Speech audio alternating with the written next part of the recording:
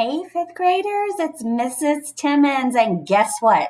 It's time for your first writing portfolio. So, listen, we do not want you to feel stressed about this. So, the fifth grade teachers have worked really hard to create a one stop shop for you that walks you through the process of these writing portfolios. So, on my screen, you will see the game board for Semester A writing portfolios. So, this is where you're going to start. And you will see the video that you're watching now is right here in this first square. Now, you are just going to work through this game board and it will walk you through step by step for what's expected in your writing portfolio. So you were probably to Unit 8 or maybe you're almost there and you're ready to start your draft. So the first thing is, what is the writing prompt? What are we going to be writing about? So your writing prompt for your first portfolio is to compare and contrast two topics of your choice. This is great. You get to choose what you're going to write about. That's not always going to be the case, but it is this time. So enjoy that. Okay, that's your prompt. Now, if you go right here, we have a planning page for you. This is so important. There's a big yellow star there because this is probably the most important document on this game board. When you click on it, it's going to ask you to make a copy. You need to do that because that allows you to type directly on this document, because if you look right here at the note, you can actually directly type on this page and turn it in as your rough draft. So when you are finished with this, you're going to turn it in. That's going to be your rough draft. Okay. And it's going to walk you through everything. So look up here at the top. Compare and contrast two topics of your choice. Let's say you think, I have no idea where to even start with that. I can't think of two topics. Well, click right here. We're going to give you a list of ideas. Okay, here's some ideas: schools that you've attended, members of your family, places you've visited, pets you've owned. There's a whole list of ideas right there just for you. Okay, now you think, I don't exactly know what I'm supposed to do. Well, find an example here. Here we've got a great example of a compare and contrast essay with all the important parts pointed out here in red. Now look at this. This is called elementary school and middle school, the differences and similarities. So I know that this essay is going to compare elementary school with middle school. So this is another great resource to look over exactly what we're looking for.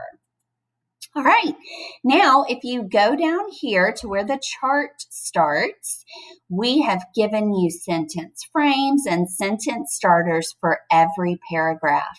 Now, right here, it's really important that you remember that a paragraph has at least 3 sentences. So to start your introduction paragraph, you will need a hook. So you could find an interesting fact about your topic. There are lots of different ways that you could hook your reader. Okay, if you look at the one here, it says, what is it like to transition from elementary to middle school? So they used a question. Okay, you could do that too. Then we've given you these sentence frames, and then also here's a sentence starter for your thesis. There are many important similarities and differences between these two animals, people, places, whatever you decide to write about. Okay, so that's your introduction paragraph.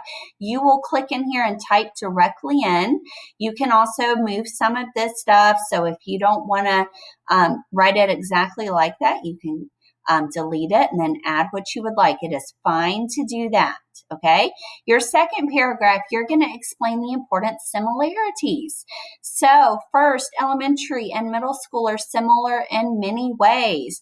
For example, you'll give us another similarity is, finally, notice how we even put the words here that guide us through and tell us exactly what's going on. These are called organizational words, okay? And first, another, finally. It makes it really easy for the reader to read your essay and makes it very organized.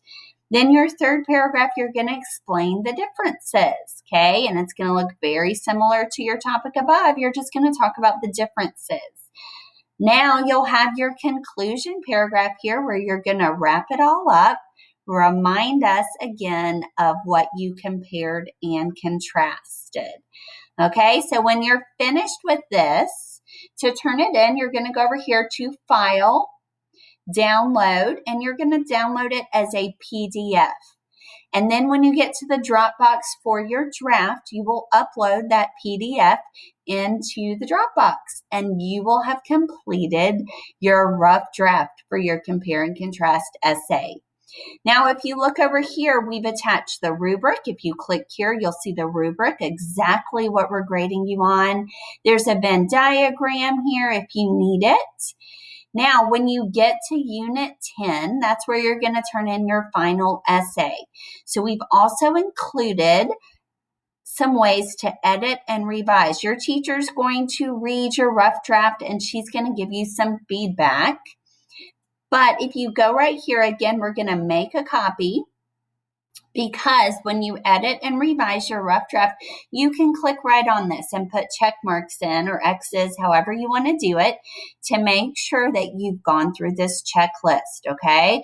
So you're going to circle 5 words in your rough draft that may not be spelled correctly. Circle the words and check the dictionary for the correct spelling. Add a detail to at least one body paragraph. Choose 2 words in your rough draft that are boring and replace them with interesting words. Okay, you're going to go through these and you're going to check them off as you do it. That's editing and revising your rough draft, making it better. Then, of course, make sure whatever feedback your teacher gave you, you incorporate and fix and do all the things that she asked you to do. Okay, and then your final essay, it's going to be in Unit 10. Okay, so you're going to review the feedback your teacher sent to you, review the rubric, be sure your final essay is written in paragraphs. Again, we have an example. Make sure you edit with that checklist and revise. Those are the things that we just looked at. And then the final thing is so important. Read your final version out loud to yourself or your learning coach. It's so important that you read it out loud. You will find things that don't sound right, or maybe that are confusing when you read it out loud, and you will want to fix those.